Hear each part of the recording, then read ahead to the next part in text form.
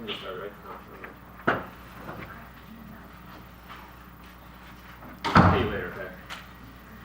So, thank you for coming out of it bright and early on a non-required event. This is my title. I'm interested in this topic because I'm currently working on a book project thinking about 19th century reading practices and how those might inform digital reading practices. So this is kind of drawn from that work. But the caveat is, at least about my title, is that I don't own an iPhone or a smartphone. So I actually have no idea what I'm talking about. And case in point, just this last couple weeks, I've been working on a website redesign. And I did a bunch of testing on my desktop. And then I sent out the demo to a bunch of people, and instantly I was getting emails back. This looks terrible on a smartphone. Like the logo was the wrong color. There were weird pictures that showed up that you don't see on desktops. Like, oh, great. Since most people now access this website from a smartphone, I probably should be testing it only on a desktop. So anyway, you don't have to listen to anything I say because it's probably all wrong. The thesis for my talk today is, and it's stolen from Thoreau, it's a direct quote from Thoreau, it says, "Read not the times, read the eternities." And I'll unpack what that means. And this is my one Wendell-Berry reference. I acknowledge that it is true that Wendell-Berry says this, but he's quoting Thoreau, so this is really a lecture about Thoreau and not a lecture about Wendell-Berry, and I won't mention him again this entire time. So I want to start off by reading this excerpt that I handed out to you all. This is from Life Without Principle, which is one of the posthumous essays that Thoreau published in The Atlantic. Probably it's his best sort of summation of his life's work, other than Walden, which you should all read. So I want you, I'm going to read this out loud, you can follow along, and then I'm going to ask you to observe, sort of make two observations about this excerpt to your neighbor, okay? So you can be thinking about what profound insights you want to say to your neighbor. If you chance to live and move and have your being in that thin stratum in which the events that make the news transpire, thinner than the paper on which it is printed, then these things will fill the world for you. But if you soar above or dive below that plane, you cannot remember nor be reminded of them. Really, to see the sun rise or go down every day, so to relate ourselves to universal fact, would preserve us sane forever. Nations? What are nations? Tartars and Huns and Chinamen. Like insects, they swarm. The historian strives in vain to make them memorable.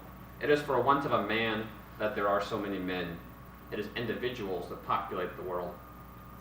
Not without a slight shudder at the danger, I often perceive how near I have come to admitting into my mind the details of some trivial affair, the news of the street. And I am astonished to observe how willing men are to lumber their minds with such rubbish, to permit idle rumors and incidents of the most insignificant kind to intrude on ground which should be sacred to thought. Shall the mind be a public arena where the affairs of the street and the gossip of the tea table chiefly are discussed? By all kinds of traps and signboards threatening the extreme penalty of the divine law, exclude such trespassers from the only ground which can be sacred to you. It is so hard to forget what it is worse than useless to remember. If I am to be a thoroughfare, I prefer that it be of the mountain books, the Parnassian streams, and not the town sewers. There is inspiration, that gossip which comes to the ear of the attentive mind from the courts of heaven. There is the profane and stale revelation of the barroom and the police court. The same ear is fitted to receive both communications. Only the character of the hearer determines to which it shall be opened and to which closed. I believe that the mind can be permanently profaned by the habit of attending to trivial things, so that all our thoughts shall be tinged with triviality. Our very intellect shall be macadamized, as it were, its foundation broken into fragments for the wheels of travel to roll over. And if you would know what will make the most durable pavement, surpassing rolled stones, spruce blocks, and asphaltum, you have only to look into some of our minds which have been subject to this treatment so long. If we have thus desecrated ourselves, as who has not, the remedy will be by wariness and devotion to reconsecrate ourselves and make once more a fane of the mind. We should treat our minds, that is ourselves, as innocent and ingenious children, whose guardians we are, and be careful what objects and what subjects we thrust on their attention. Read not the times, read the eternities. Okay, I know it's a lot to digest, but take a minute and make a couple comments to your neighbor. What stands out to you? What strikes you? What images or thoughts?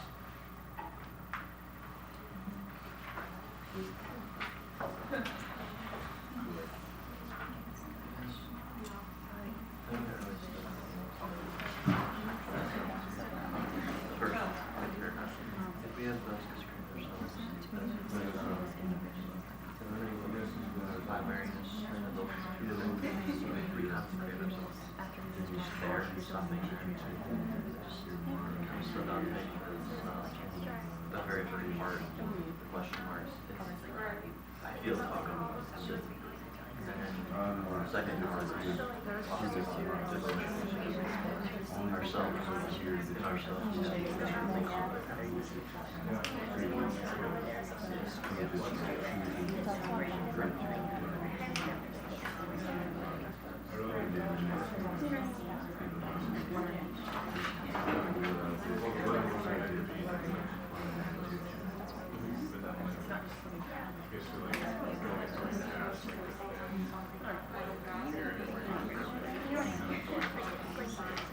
No, I know. I'm just like they want to make sure that like that's things that is memorable to the person.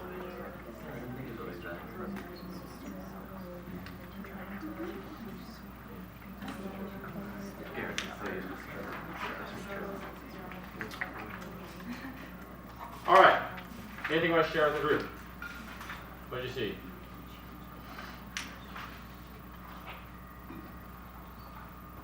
Yes. Agreed. How I saw it was like the population itself isn't really like, is more bland and like more focused on like how well the roads are and whatnot, and probably being a little bit. Okay. Yeah, there is a critique of blandness here. Good. You guys get into it. Hi. What other comments or observations do you have? Any words you didn't know? Oh, you guys are all doing good. No comments. Come on. Is there? I hope there's a back. Did you call it back channel? Back channel. Twitter conversation going on about this. Is that what happened? Right under the hashtag Thoreau is stupid or something. No, I go to conferences now where there's like back channel tweets going on. It's kind of distracting. Yeah, Garrett? The sentence that really stuck out to me was the very first sentence of the last paragraph. If we have thus desecrated ourselves, as who has not, the remedy will be by wariness and devotion to consecrate ourselves. Yeah. Just stopping there. I don't know. It stuck out to me because the first part before the question mark just asks who has not sinned. Yeah. And the second part right after that, stopping at ourselves, is just talking about devotion to getting To good being things. better. Yeah. So while Thoreau can be kind of a scold sometimes, this is one of his more gentle moments. Look, we've all been distracted by stupid things, and all is not lost. Okay, we're not permanently stupid forever. So yeah, there's hope, right? Good. Anything else? I know a lot of your names, so I could call on you.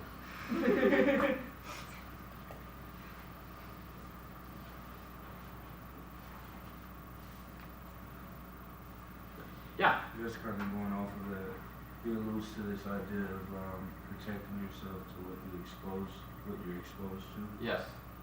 Yes. Like on one line it says, only the character of the hearer determines to which it shall be open and to which closed. Yeah. So kind of like picking and choosing what you expose yourself to.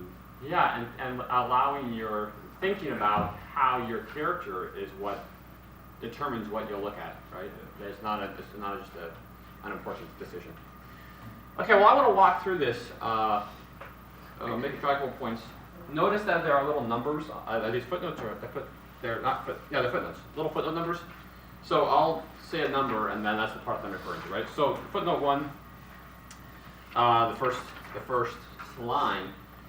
I don't know if you caught this. This is an allusion to Acts 17, where Paul is preaching to the Athenians who have this altar to the unknown God, and he quotes from some pagan poetry, right?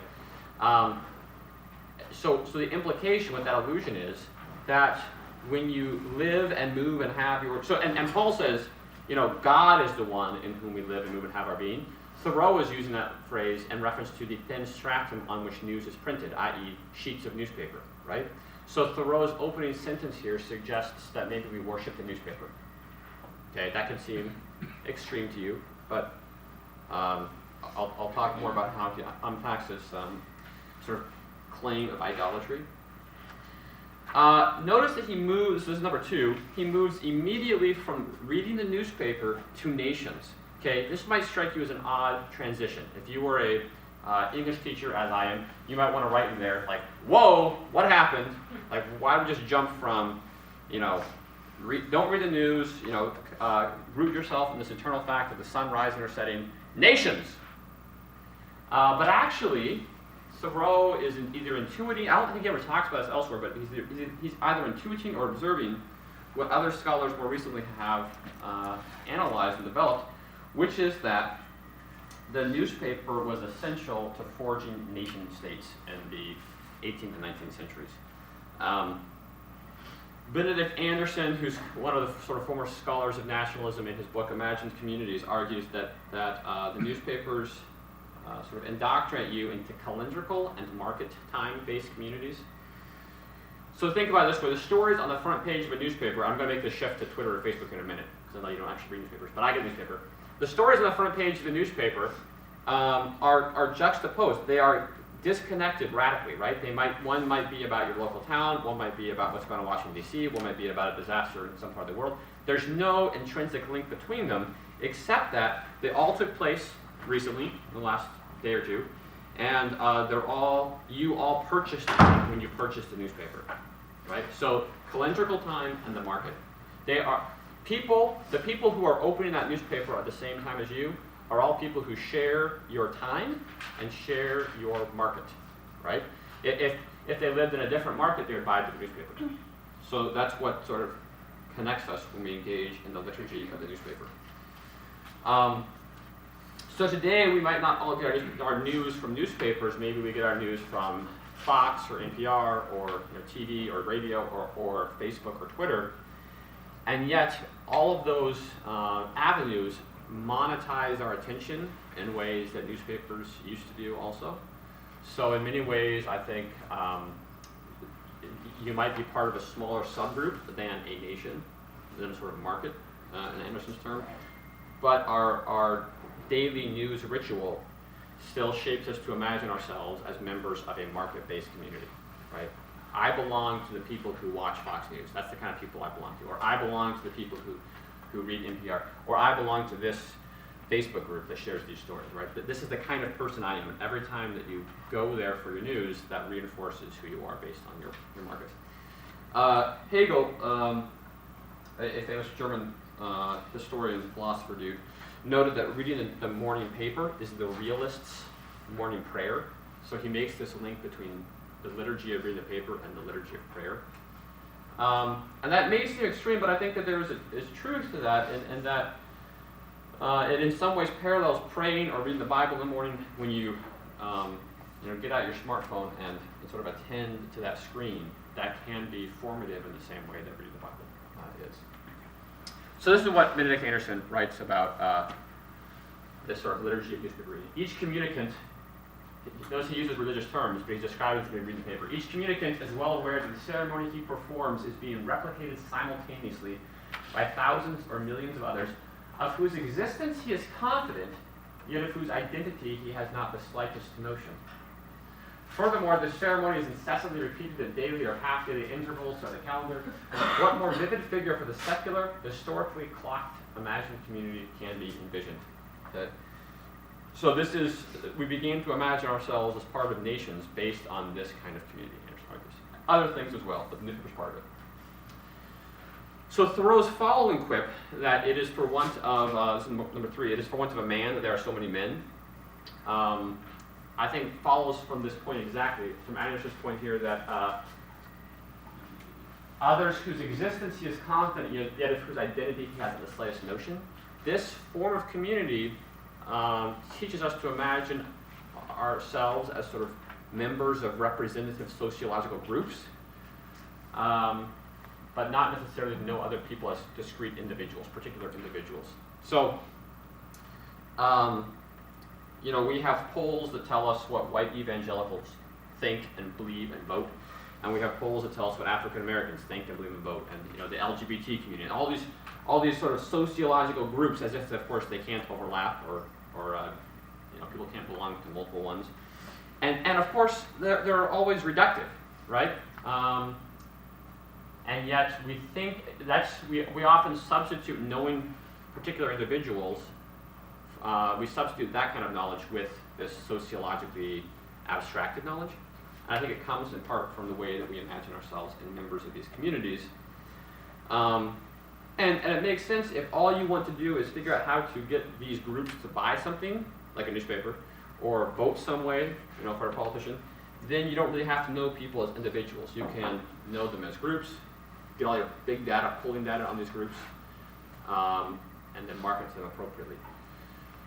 If you're an organization, it helps if you have a few token individuals from minority groups, so you can look diverse.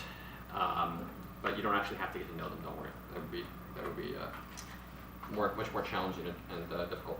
So I think this reduction of the human person to a representative of some sociological group is one of the key tragedies of national forms of belonging. That we no longer, and this I think is exacerbated by the whole sociological polling language. Sorry, all the sociologists downstairs will be very offended by what I just said, so you can be offended too. Okay, number 4. Thoreau imagines our minds here as a sort of space that can be either cluttered or organized, either polluted or clean. And I think it's interesting that he imagines the mind as this space, right? And in fact, it's not that different from Augustine, who imagines the mind as this vast palace or treasure house through which he wanders in order to kind of recollect and reorganize his life and then evaluate it and repent and be converted. So this idea, this way of imagining the mind as a place with furniture in it is old, and it's crucial to the moves that Thoreau then makes further on. This is why he then exclaims in the next paragraph, it is so hard to forget what it is worse than useless to remember. Right? If you furnish the room of your mind with junk, it's actually really hard to get rid of the junk. Right? It's there. So whatever you attend to, that is what you are furnishing your memory with. So it's not unimportant what we pay attention to. Right? And that's why then Thoreau next, this is number 6, right? There's profane and stale revelation of the bar room and the police court on the one hand, and then the Parnassian streams, the courts of heaven. And then he makes this observation: the same ear is fitted to receive both communication. Next time I'll point this out. This is actually a sort of borrowing from James in the New Testament. James says the same tongue. What does James say? James says that out of the same mouth proceedeth blessing and cursing. Right? The same tongue can say good things or bad things. And Thoreau just puts that on the ear. Right? The same ear can receive good communication or worthless communication. And I think he's drawing on that religious background to sort of, again, up the stakes. Right? What you attend to is of utmost importance. This brings Thoreau to his core claim, this one that I've noted, this sentence 7. Let me just read this sentence again. I think this is the key sentence. I believe that the mind can be permanently profaned by the habit of attending to trivial things, so that all our thoughts shall be tinged with triviality. Okay? What does profane mean? Do you guys know what profane means? He uses the word twice in that paragraph, and then at the end, this is this sentence that Garrett was reading earlier, although he didn't read this last phrase. He says, make once more a feign of the mind. That's the same word as it's in profane. Do you guys use these words at all? After this talk, you're going to go over to the feign, i.e. church. Feign is the Latin word for temple. Okay, so to profane something is to be outside the temple, right? It's like sacred and sacred and unsacred. fane and profane, right? So the fane is holy, and the profane is outside the temple and unholy. Okay, so he's saying you can make your mind not just this sort of neutral space that you fill with furniture, but you can actually make your mind a temple, right? A holy place. And then he says, he uses the word habit, right? The mind can be permanently profaned by the habit of attending to trivial things. So it's not just that you happen to see some unimportant things, or that you looked at something bad, or you read a stupid story. It's your habit, right? And this is also a very Christian idea, right? Are we, like Hegel, forming ourselves by this sort of habitual morning reading of the newspaper, or our scrolling of the newsfeed? There's crazy stats about how many people the first thing they do in the morning and the last thing they do at night is scroll through the newsfeed, which is crazy. So Thoreau's writings certainly demonstrate his knowledge of contemporary events. He's not living in a bubble as much as the stereotype of Thoreau as this hermit on Walden, which is a horrible stereotype. It's not true. As much of that would lead you to believe that he is like cut off from his contemporary. It's not true. He attends very carefully to his contemporary culture, but his habits are, to watch the sun rise and set, to read the classics. We'll talk about this. So think about think about the habits that you form yourself by. What do you do when you're bored? What is your go-to unthinking, subconscious place to get your news and information? What are your sort of unconscious reading habits? Because those are the ones that are going to fill your mind most profoundly. And then finally, the key word here, I think, is attending, right? Permanently profaned by the habit of attending. So he's thinking about habits of attention. Attention is a fascinating word. It comes from a root meaning stretch, right? Like tension. And so this is also where we get words like tune. So a piano or a musical instrument is tuned when all of the strings are stretched properly, right? And they're two different tensions. It's also where we get from tend, like to care for something, right? Because when you care for something, you stretch toward it in a particular manner. So as I think that metaphor sort of implies, when we stretch towards something, we are moved, right? We move, we are pulled. So whatever we attend to actually changes who we are. And that's Thoreau's point. Your habits of attention change yourself. And that's why they're so important. So again, attention is not this neutral thing that's unimportant. No, rather attention, and in particular habits of attention, constitute your very self. This is why, this is a theme throughout the New Testament, right? Paul talks about setting your minds on things above, several places, and also, in Philippians, whatever is true, etc. Think about those things, right? What do you think about shapes you are? Okay. And then he gives this bizarre metaphor. He says our very intellect shall be macadamized, as it were. Do you guys know about macadamization? You guys are big into macadamized roads, right? If anybody knows that, I will be shocked. This is a macadamized road. Macadam is a dude's name, Scottish road engineer. And he invented this method of basically building gravel roads. Okay, so, and it was, as you'll see over here, they're actually chipping up the rock. So the key part of this technology is you break the rock so that it doesn't have smooth, rounded edges like you would get in gravel from riverbeds, but it has these broken, jagged edges, and that then, when the wheels roll over it, it compacts much more tightly. The only word that I know of that you still use that comes from this is tarmac. Tarmac, airplanes land on the tarmac. Tarmac is what happens when you put tar on top of a macadam road. You get tar, macadam, and then you say tarmac. Okay, so the mac and tarmac is from this. So yeah, this is 1823, the first American macadam road. We're adopting good Scottish technology here. What Thoreau is saying is, when you don't take care of what you attend to, and you allow your attention to be fragmented, to be sort of shaped by these rituals of the news feed or the newspaper, then your actual brain gets broken up into little bits of gravel, right? Like your brain gets broken up like this with these rocks. So like reading your news feed is like allowing yourself, your temple, your fame, be shattered into bits.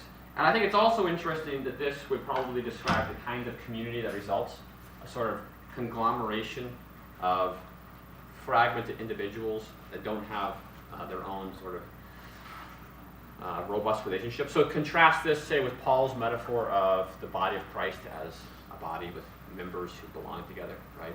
So I think that's a really telling metaphor, and I'll come back to that metaphor at the end. I think if you get two things out of this talk, one, I hope, is this image of the Macadam Eyes mind, and then the other more positive image I'm going to give to you at the very end. And then, as I think as Garrett pointed out, what can we do about this? This is point 9.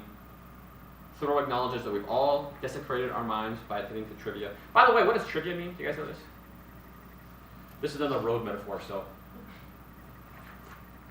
Trivia comes from trivium, the 3 ways, and trivia is those things which sort of lie at the crossroads, right? There's 3 ways come together. So we have this, if something lies at the crossroads, and everybody knows it's on a well-traveled road. It's not rare or interesting or significant because, yeah, it's obvious, right? So I don't know if that relates, but I think it's interesting to mention the road metaphor. Anyway, so Thoreau says that by weariness and devotion, we can reconsecrate our minds. So we'll talk about this more again later, but I think it's key to note that it's a 2-part movement, right? It's abstaining from things that would fragment our minds, and it's devoting ourselves to things that would enrich our minds, right? So it's a abstention in order to redirect our attention, which is actually a really good thing to talk about in Lent, which is all about thinking more carefully about our appetites and what we are indulging ourselves in order to then feast on things that are really important, right? And then he summarizes this whole thing with what I said with my thesis: read not the times, read the eternities, right? That's kind of his sort of conclusion here.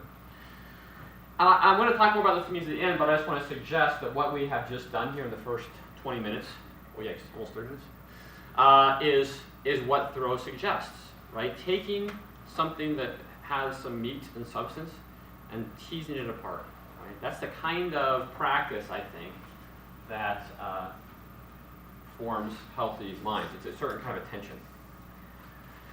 And I think also it's a kind of practice that forms healthy communities, and that's what I want to sort of talk about the second half here. How does this mode of reading form healthy communities?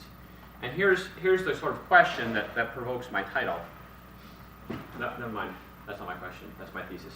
My question is, do iPhones make attentive, conversational, community-forming reading more likely? Do iPhones facilitate this kind of reading we're talking about, or make it more difficult? And you might expect me as an iPhone hater, which I am, to say no, they don't. But I do think it's actually a lot more complicated than that. I do think there are ways in which they can facilitate community-formed reading, so I don't think they're all bad. But this is sort of my answer to that question. Technological innovations, of which iPhones are one, that increase access to textual production and consumption. So anything that helps us get more and produce more text. These initially lead to remarkable communal unity and optimism. They initially bring people together in really fascinating and exciting and exhilarating ways, but they eventually obscure meaningful relationships and exacerbate fragmentation. So there's this cycle that I want to chart briefly in three instances, 3 historical moments of like, whoa, we can change the world. We do all share this in common. Like, we can all talk together. This is amazing. And then as information overload sort of takes over, people get more shrill and break off into little fragmented camps, right? So that you all have your own sub-thread on Reddit or something, or your own Twitter followers who hate everybody else in the world. And it actually fragments community. And this is what Thoreau was responding to in this essay, and the data of it will become pretty significant here in a minute. So, three quick examples to show you that I'm not totally crazy. The first is the Protestant Reformation, which famously used and relied upon the printing press, right, which happened like 50 years-ish earlier in Germany. So Martin Luther is this theology prof in the middle of nowhere, Germany. Wittenberg is in the middle of nowhere, okay? He was not an important person. He was not well known. Earlier, so 1517, right, almost just over 500 years ago, is when he publishes the 95 Theses, puts one on the door of Wittenberg Church or Cathedral, and starts the Reformation, sort of. in September of 1517, so like 3 or 4 months earlier, he published, I think, 99 theses against scholastic theology. Woohoo, so exciting. Nothing happened, right? Nobody reads them. So he has no expectation when he publishes his 95 theses that they're going to go anywhere. He's expecting there to be a local debate, right? What happens is they strike a nerve and they quickly get spread via letters and then other printings in other towns. And they go viral, right? It's like a blog post that you write that you think is just for you and your 6 Facebook followers, Facebook friends. And then, you know, like Oprah picks it up and retweets it and like the whole world reads it. And it's like, what have I done? I would have read this a lot more carefully if I known what was going to happen. And Luther actually talks about like, whoa, I would have actually thought about what I was going to say if I knew that everyone was going to read this and this was going to start what it started, right? So he was shocked that this happened. And I think it's interesting that it goes viral through social media, through these letters. I mean, Erasmus sends it to Thomas More and writes about it. There's all these, it's through Twitter, basically, you know, letters, the postal service, that causes this to happen. As Luther says, what is happening is unheard of. He was shocked, right? But Luther quickly adapted to this new communication ecosystem, and he starts writing in German, right? The theses are written in Latin, although they are translated shortly thereafter. He writes in the popular language, and he writes short things that can be set and printed by a printing shop in one day. Okay, so this is like the way that writing today has been adapted to reading on screens. People now use like bold and such to like stand out, or really short paragraphs and shorter kinds of things, right? You know how blogging has changed prose styles. Well, some of the printing press changed theological prose styles, right? So Luther starts writing differently. And it becomes popular, it becomes best-selling, thanks to his friend Thomas Cranmer, who does these woodblock prints in Wittenberg. His books start to look different than everyone else's books. He had these really nice frontispieces, nice covers. It was key that Luther's name appears right here with Wittenberg. That was like a selling thing that would sell copies. And the circulation of these made it appear that Luther was more accepted than he probably was. Okay? It gave the appearance of consensus, even when there was not theological consensus. But this unity was fairly short-lived. One of his friends, compatriots, Andreas Karlstadt, went a lot further than Luther wanted to go. Luther was not happy with him, and they exchanged some heated pamphlets. And then the peasants' revolt happened, where all these peasants were like, "Yay! Kick off the stupid aristocrats because they're oppressing us, just like the Pope was oppressing us." Right? So they take Luther's logic further than he wanted to, and then he authorizes brutal state put-downs. I mean, peasants were slaughtered by the princes with Luther's imprimatur. So he quickly realized, like, whoa, what have I done? This is going to be chaos. We've got to corral things in and get things under control. Also, which I think you see how he did. Another feature is, so that's the fragmentation. The other thing is the sort of increasingly shrill and vitriolic rhetoric. Some of the things that Luther and his pals wrote to each other are horrible. I cannot read to you Luther's insults because I don't want to read profanity-laced tirades. So these are a little bit more elevated epithets. These are two treatises, the titles, 2 books or pamphlets basically, written back and forth between princes, one on Luther's side and one against him, I think. I mean, look at this. This makes Donald Trump's tweets look like thoughtful. True, steadfast, well-grounded Christian and sincere reply to the shameless California book of infamy and lies, with the godless and cursed, execrable defame, or evil-working Barabbas, also horror addicted, hell of furnace of, I can't even say that word, who calls himself Duke Heinrich. I mean, that is mean, right? And Luther, like I said, I cannot read to you Luther's insults to his opponents. So, one of the things that happens is you now are able to communicate with, to talk at your interlocutor at distance in public, right? So you know that when you tweet something to someone, you're not actually trying to convince their mind, you're trying to make a point to your followers, right? It's sort of a public letter, and this is what's going on here. You insult somebody, not thinking that insult's actually going to change their mind, right? They're damned. But you want to make a point to your group, right? So Alan Jacobs talks about this as a sort of disinhibition effect. We would never say to someone's face what we will tweet at them, or in this case, what we'll send to these sort of public pamphlets. So, communication technology increases access to and consumption of text, it initially forges this remarkable consensus around the Reformation, then it blows up and sort of coercive power has to step in and impose order rather than actually have an organic communal order. Okay, so just giving people access to print doesn't magically bring about unity or really actually improve the quality of the religious and political debate. Okay. My second example, obviously, is the age of iPhones. I was going to give 2 quick examples of this, but I think this is more intuitive because you guys lived through this. I don't know if you remember the Arab Spring, maybe 6 or 7 years ago now. But Facebook and Twitter were seen as integral to that, so much so that the US government asked Twitter to delay its updates when, I think it was in Egypt, maybe Libya though. There were protests planned because these protesters were using Twitter to organize protests, right? And there's been a lot written about how initially it seemed like these social media were actually transforming the way protests could happen. And then later that optimism kind of got walked back. But ironically, especially now, looking back, it seems like the Arab Spring didn't really change that much, right? You get a lot of cool protests fueled by this social media. People can communicate and oh, there are a lot of other people who hate this government too. This government really isn't just. We can revolt. Oh, now it's worse than it was before. Great. Either new strongmen step into power or you just get chaos, right? So I think the Arab Spring is a warning example where everyone was really optimistic about how technology was going to bring freedom to these countries, and then it hasn't worked out so well. Similarly, the last U.S. election, I think I have a picture of one of these Russian ads on Facebook. This is an ad I think that was targeted. They had keywords they bought show this to people who are interested in Bill O'Reilly, Breitbart, Bible, and Jesus, right? So this has been well documented, and it's sort of a lot of these ads inflame divisions, right? They're designed to make differences of opinion seem more deep and divisive than they have to be.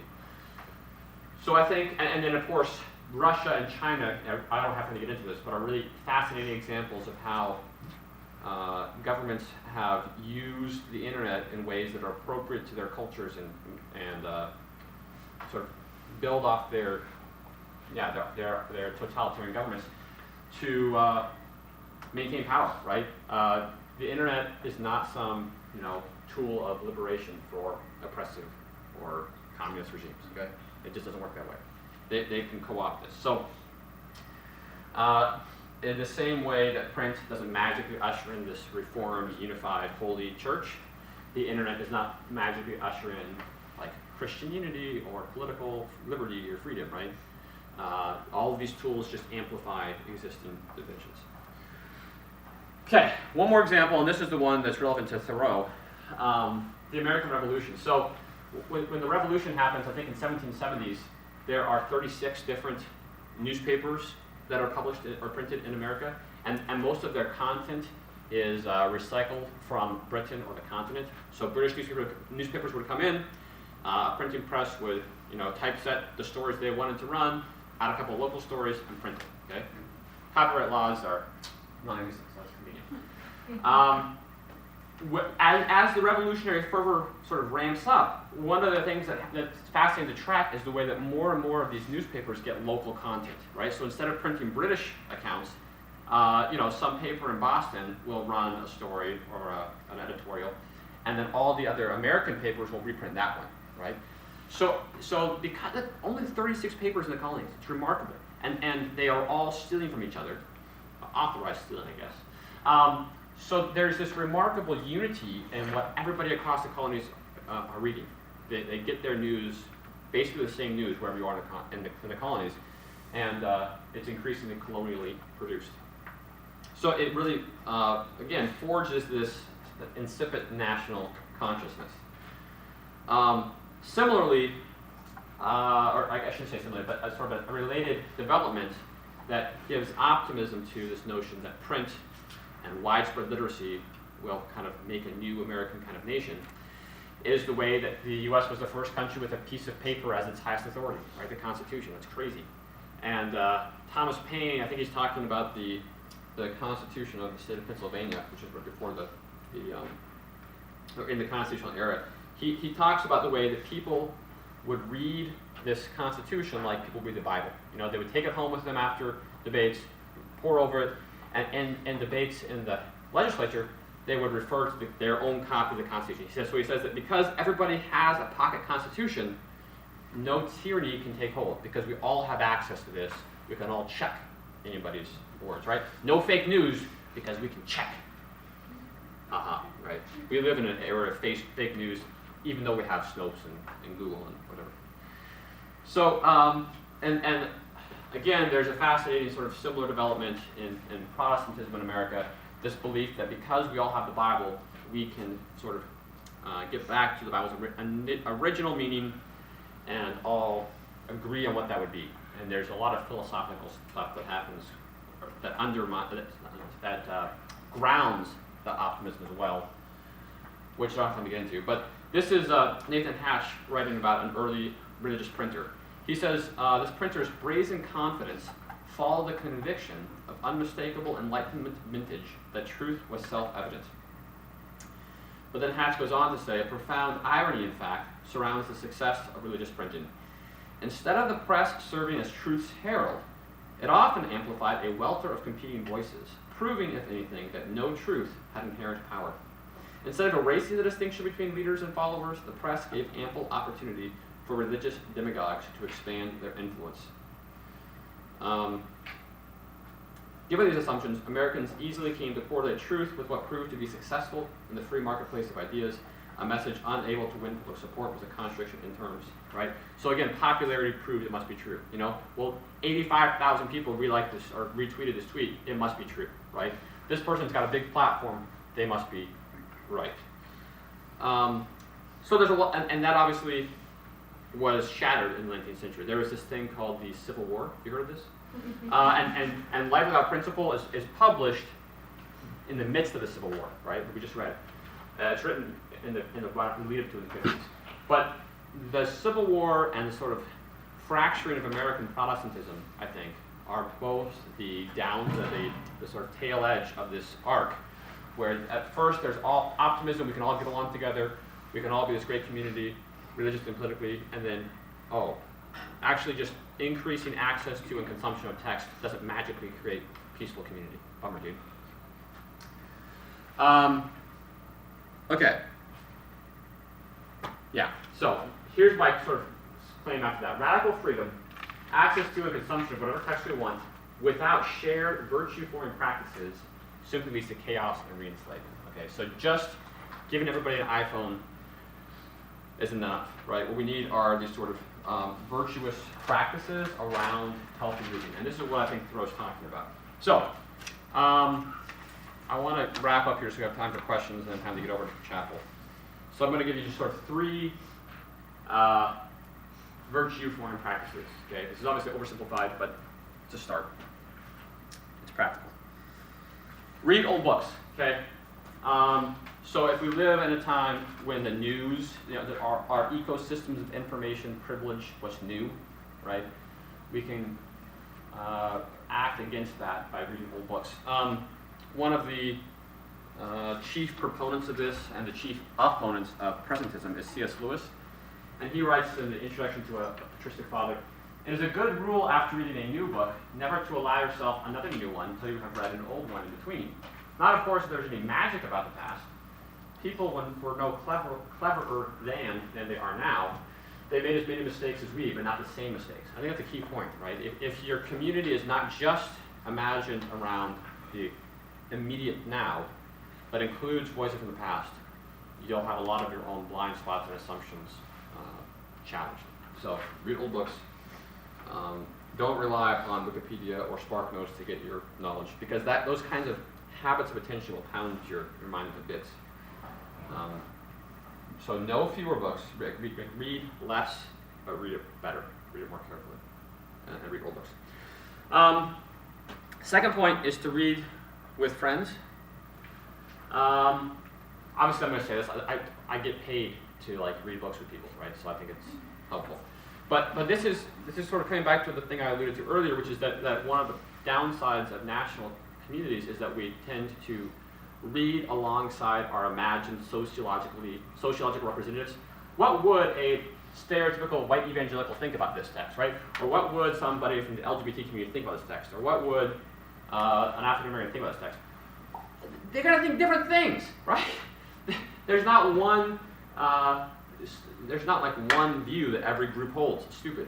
So read a book and then talk about it with particular people, right?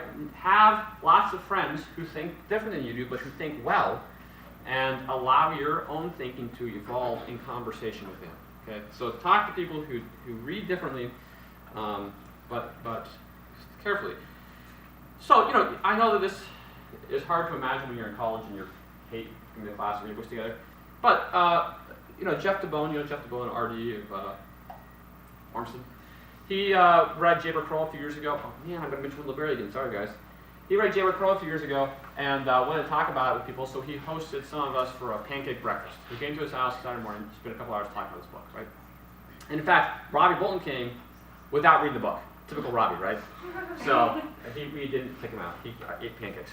You know, I'm part of a book group that meets in the evenings where we read fiction and nonfiction, and it's not academic. You know, we're not like, let us deconstruct this text. But we read together, and it's the same people who come, you know, over the course of several years, and you get to know them better, and you get to think, you get to have those voices with you then as you read books. What would so-and-so think about this, right? And it's not just like a abstract, imagined representative person, but it's a real embodied person. And then finally, listen for deeper harmonies. A couple things about this claim. My initial verb here is very deliberate, listen. When we imagine words primarily as visual, as written on a page, then we tend to have a false sense of their fixity and clarity. This is Walter Ong, who's a sort of media scholar. He writes that sight data situate the person in front of things, either stable or stabilizable, right? We can freeze an image.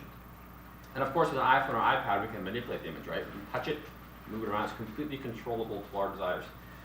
Whereas sound situates the person in the middle of ongoing action. Sound comes to us from any and all sides. So you're in it, and it's non-exclusive. Usually, you can only attend to one visual thing at a time, right? But as any musician knows, sometimes adding sounds on top of each other actually is pleasurable. It's good. It enriches me, right? Now, of course, when someone's talking and someone talks over, that's obviously not great. But at least in the musical sphere, you can imagine how different voices can be blended into a whole that none of them is. And so, let me give you a sort of particular, if rather odd example from Thoreau to illustrate this. Near the end of Walden, he describes this owl he knows who sits at Walden Pond, and then there's this one goose that comes over honking, okay? And the goose is honking, and the owl is hooting, and they seem to be like chiding each other, going back and forth. And Thoreau is really intrigued by this. He says, it was one of the most thrilling discords I ever heard. But then he goes right after this, he revises this initial impression. He says, and yet, if you had a discriminating ear, there were in it the elements of a concord, such as these plains never saw nor heard. Now, he lived in Concord, right? So Thoreau's punning as always. But there's this idea that what initially appears discordant, if you listen more carefully, might come to be heard as harmonious or concordious. I'll say with harmonious. Yeah, so this idea of being patient, of listening, and notice also it's not just like a random owl plus a random goose.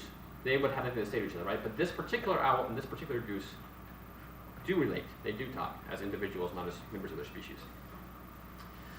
So this is not a call for sweeping disagreements under the rug and singing Kumbaya, but it is a claim about how words work, that they aren't perspicuous, they aren't fully analyzable in a visual or spatial sense. Rather, the meaning they convey is relational, so it must be understood in relationships. So I think we can't expect to solve disagreements by asking Siri or asking Alexa to answer our questions. Instead, we have to listen to and attend carefully to the words of our friends and then reason together about what these texts mean. And as Christians, we have a leg up on our political communities because we share the Lord's Supper. We can imagine the body of Christ as made up of these different members working together. And so then we have a gift, I think, to offer our political communities as well when we take those practices and assumptions outside the church. So I want to conclude, I told you I would conclude with a different image. So if you think about the Macadam Eyes mind image, this is maybe the best image I could do to contrast this. It's a bit hard to see maybe, but this is Marc Chagall, who's a Jew who was born in what's now Belarus, I think, or it was in Poland or something. It's kind of messed up. Lived through the Holocaust, you know, had a remarkable life. But this is a picture of this Jew. I don't think you can see it, but he's holding the Torah scroll, so he's kind of cradling the scroll. And there's a cow playing the violin, and there's an angel, and the background is a city, okay? Maybe being burned or destroyed, perhaps. So some people liken this like the prophet Jeremiah weeping outside the city. But I want you to just think, I mean, the reading the Torah, right? He loves the Torah. This is a text that has shaped who he is. He has made his mind a fane, a temple, by attending to this text. And what is up with the cow and the violin? Well, one of the words in the Hebrew Old Testament, and I think one of the best words still to imagine reading this kind of reading is ruminate, right? To think carefully. And cows, of course, are ruminant animals, right? Ruminate means you eat something once, and then you puke it up, and you eat it again, and you put it in another stomach, and you puke it up. How many stomachs do cows have? 4 or something, right? So you do this multiple times, right? You got to memorize the text, chew on it, think about it. So it's that kind of careful, attentive listening, and then the violin, I think, gestures toward those musical metaphors I was just talking about. The need to sort of creatively and musically listen to the text as you ruminate on it. So if you don't want your mind to become a gravel road, maybe you want your mind to be more like a cow playing violin. Okay, I don't know. But I think those kinds of people, if we shape ourselves with these reading practices, then I think we'll be able to be better members of our communities, both religious and politically. So this is, I guess, my argument. This is how we might learn to read in ways that would then be a blessing to our political and religious communities. All right. I think we have maybe like 4 minutes for questions, and we should probably go 3 minutes. So any questions or comments?